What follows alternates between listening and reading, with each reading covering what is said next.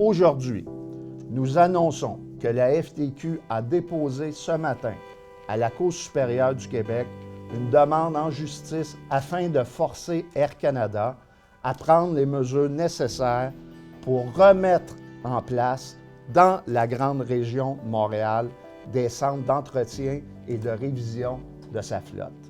La FTQ a toujours travaillé à aider à mettre en place la grappe aérospatiale qu'on a aujourd'hui. Puis il est important aujourd'hui de ne pas laisser tomber des emplois de qualité comme ça et puis de travailler fort pour maintenir ces emplois-là ici au Québec.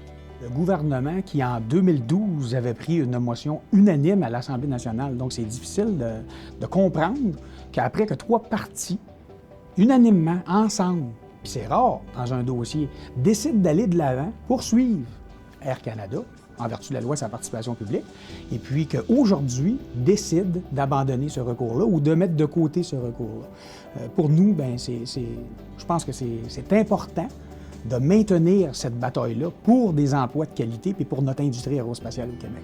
Oui, on est déçus du gouvernement du Québec. Il s'est rendu jusqu'au bout. Il a gagné sur toute la ligne et là, il reste un petit droit à faire et il fait un deal avec Air Canada, un deal secret, sans nous mettre dans le coup, sans se préoccuper des emplois au Québec. On trouve ça inacceptable. C'est pour ça qu'on a décidé de prendre le relais.